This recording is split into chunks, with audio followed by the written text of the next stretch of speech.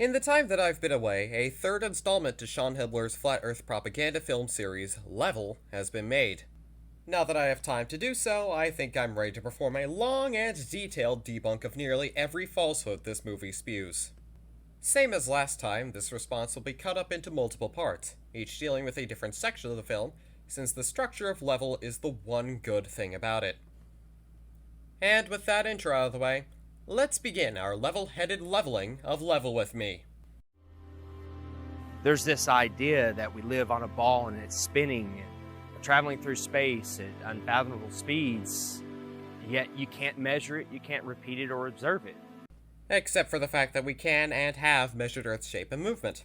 I covered this in my response to Level 1, so I won't retread old ground until they start trying to provide evidence for their positions here, if they ever do so. At this point it becomes a religion. I think it's important to point out that the people using religion as an insult here are mostly Christians. The irony is absurd. What are you holding on to? Do you care what other people think? Are you just worried what your friends and family are going to say? Is it your satellites? Is it your aliens? No, it's the fact that flat earthers don't have a single shred of evidence for any of their claims. There are no satellites in the vacuum of space. There are lots of satellites in space.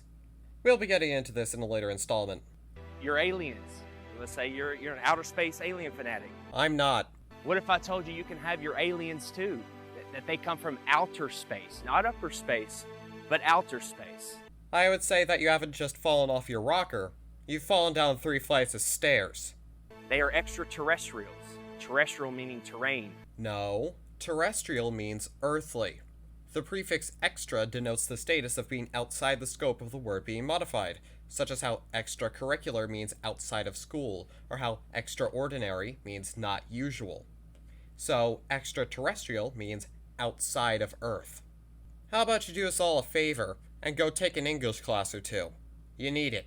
So what is it? What's stopping you? What's stopping me from believing you is the fact that I have more than the half of a brain cell needed to debunk all of your points. You've never seen curvature with your own eyes. I don't have to. J-Tilla Media did that for me. You never felt the Earth spinning. That's because gravity runs counter to the centrifugal force and is 300 times stronger than it. Thanks, p-brane. You've never been able to observe and measure these claims. So at this point it becomes a religion. I went over how we successfully measured the curvature and motion of the Earth in my response to Level 1, so no, it is not a religion. Do you want to become free? What if there's thousands upon thousands of other continents? There aren't any. What if there is an actual creator? This place was designed for a purpose. This isn't an accident. I would believe you if you could provide evidence of God's existence. Otherwise, it's just another religion, right? We're all supposed to live in abundance. We're all supposed to be here for a purpose and learn and love and live. Being on a ball from an accident of a Big Bang, evolved from monkeys, that's no way to live. That's no way to perceive life. You're an accident. You have no purpose. Not having an objective purpose in life means you can make your own purpose, set your own goals, shape your own destiny. I find that far more appealing than having been born with a preset purpose written into existence itself by Sky Daddy. Look out here. There's no curvature. 120,000 feet, 30,000 feet, it's nowhere to be seen. Where's the curve? Right here, my guy.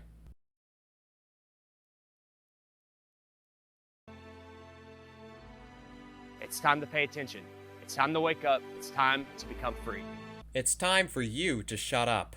On January 28, 1986, CNN watched the Challenger launch live on the air with its viewers. They and the other media outlets told you that the astronauts died in the explosion. But as always, there is an agenda behind every mainstream headline. Of course they're gonna claim that Challenger was a hoax. I've addressed it briefly in my responses to V for Verity and Level 1, but I guess it's time to go into detail with it. This is gonna be painful. The 7 NASA astronauts supposedly killed in the 1986 Challenger disaster did not die in the explosion and are quietly living out their lives in the US. Actually, they did die in the Challenger explosion. There is no evidence that they're still alive. With many of them hiding in plain sight, using their same names and working at high levels in the same fields they worked in before the disaster. No, these are not the same people. We'll be going into depth with each of these claims in a moment. In the world of deception, it's really easy to say this person is that person, and there's a lot of that going on, muddying the waters. You're doing that right now, Dave. But 6 out of 7 have identical names. They work for universities, most of them. There were no people in the Challenger. That was a hoax. That's been proven conclusively. It hasn't, though, Santos. What actually happened was that a collection of quote-unquote evidence that was flimsy at best and downright BS at worst was swallowed by mindless, smooth-brained morons and resulted in years of harassment of innocent people. Yes, the rocket exploded. There was no one on board. So imagine you're at the launch of the Challenger. This is a historic moment, and it blows up in midair. Whether you are personally related to somebody on there or don't know anybody, you're going to be a mess. This is an emotional, incredible scene. And CNN was reporting, and they told the cameraman, let's get a live shot of Christa's parents. And when they zoomed in on them, they were giggling, they were laughing, they were smiling. I don't know how you can put a smile on someone's face, even if you told them the funniest joke in the world at that very moment. This isn't that hard to explain. The McAuliffe parents were not smiling, they were grimacing. It's a surprisingly common response to experiencing or witnessing traumatic events, and from a distance it can be confused with a grin or smile. As for whatever laughing or giggling Dave is talking about, which I couldn't find any of, it's just another coping mechanism for dealing with stress. You would know that if you paid attention in health class. You can hide somebody that's allegedly dead right in plain sight. All you have to do is move them a little farther away, give them a different job, claim that they're somebody else. You don't even need to change their name. You could theoretically do those things, but the government didn't have to, because they all died in the Challenger explosion. So statistically speaking, the odds that almost everyone on the Challenger have exact lookalikes with exact names still existing is kind of laughable, honestly. You're right. The odds would be very low if that was the case, but it's not. These people do not have exact lookalikes, they do not all have exact doppelgangers with exact same names, and even if they did, dismissing the odds of that as quote-unquote laughable is an argument from incredulity. When confronted, they get very nervous and their stories begin to conflict and they have the same mannerisms. This is not hard to explain. It's fully expected for a person to get nervous when confronted out of nowhere and forced to defend themselves against false accusations of being part of a massive government cover-up. This documentary gives no examples of conflicting testimonies or alibis from the supposed doppelgangers, and it is fully expected for siblings who grew up in the same household and neighborhood to speak with similar mannerisms. Let's start with former NASA astronaut Michael J. Smith, with the same name as this retired professor from the University of Wisconsin-Madison. Are you Michael Smith? Yeah. Professor at university? Retired. There's this room. Are you aware of that? There's a rumor on the internet. It's not me. That people are saying. Yeah, it's not me, obviously. I mean, anybody that looks at my background, looks where I was born, it's not me. I mean, it's interesting that the Michael J. Smith that was the astronaut looks something like me when we were younger, but really not if you really look at facial recognition. Mr. Smith is correct. Not only are the ears distinctly different, but the teeth are as well. Professor Smith has a notable overlap in his front bottom teeth, something that is suspiciously lacking with the astronaut. That's all. And I don't respond to the emails I get. I get probably an email, maybe 2 a month. Really? Yeah, and I got one guy that's been really hounding me, and I turned it over to the FBI. What was the point of zooming in on his face when he mentioned the FBI? Someone who is being harassed by a conspiratorial whack job who thinks he's part of a massive government cover-up should certainly be taking precautions.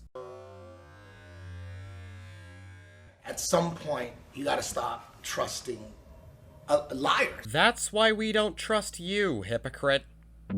Next is former NASA astronaut Judith Resnik with an exact doppelganger working at Yale University. Side by side, there's no denying it. Actually, there's plenty to deny here. These Judiths have different jaw shapes, the astronaut's hair is significantly curlier than the professor's, and perhaps more notably than that, their voices, mannerisms, tone, and accent are easy to distinguish, to degrees that cannot be explained by age. Hey, Judy? How you doing? I'm from the press. I just had a quick question, if you don't mind. What press? I'm from a radio station in San Bernardino. I know. This guy can't even give the name of the media outlet he's supposedly representing. Clearly the epitome of hard-hitting, cutting-edge journalism is at work here. So there's a lot of rumors about you being on that space shuttle. Obviously, you know, if you want to comment, we would really appreciate it. Kind of odd that Judith is in full panic mode when realizing the press is in her presence. It's not odd at all.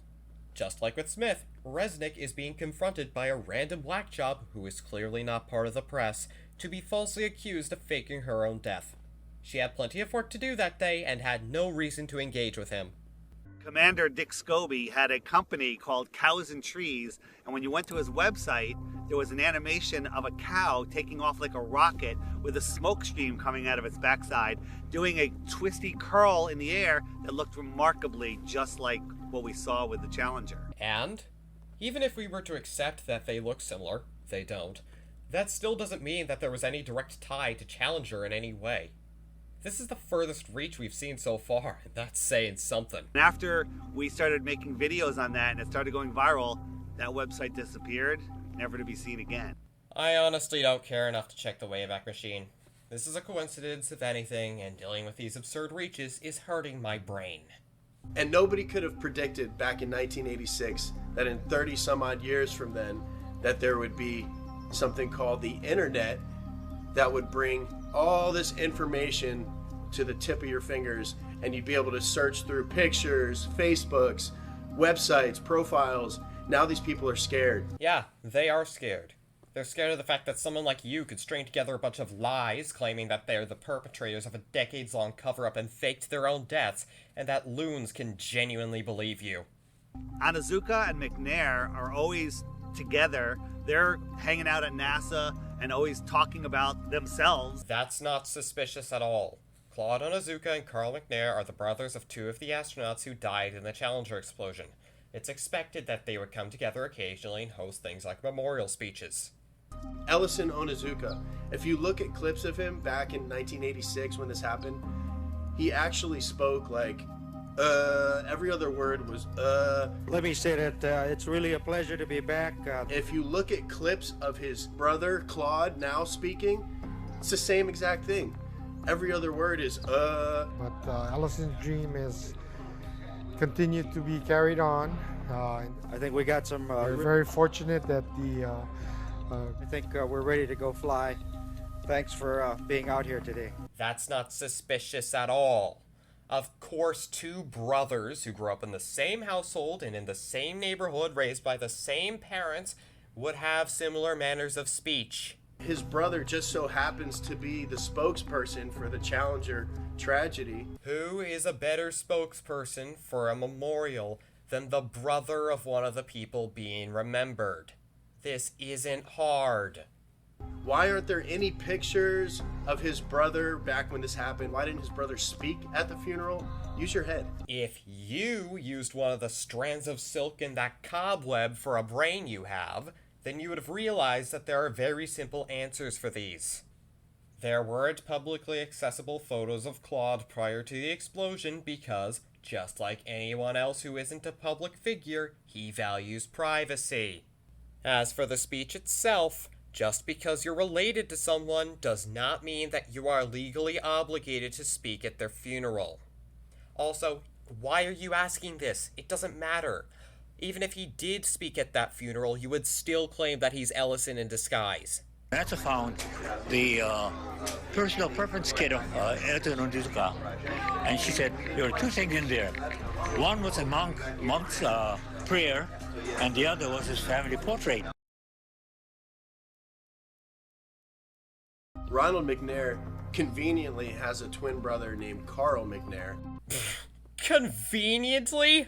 Who looks exactly like him. He doesn't. The most obvious difference is that Carl has a large gap in his teeth that Ronald never had.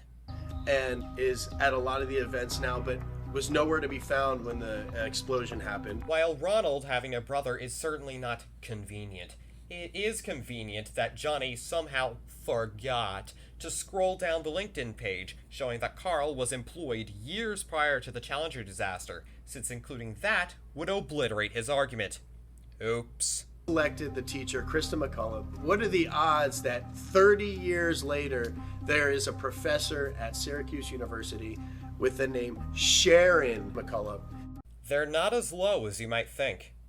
And either way, using that as proof that they're the same person is an argument from incredulity. Also, it's funny that they don't actually talk about how similar Christa and Sharon look, likely because it's not hard to find differences once you have more than 5 seconds to look at them. The McAuliffes have different jawlines and chins.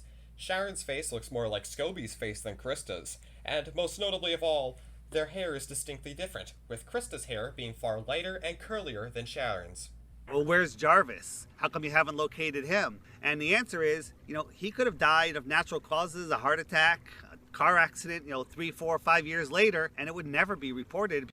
Or maybe it's because he actually died in the Challenger explosion, and you crayon munchers couldn't find anyone who looked similar enough to him to cobble another lie-filled narrative around. So instead, you have to sheepishly slide him under the rug.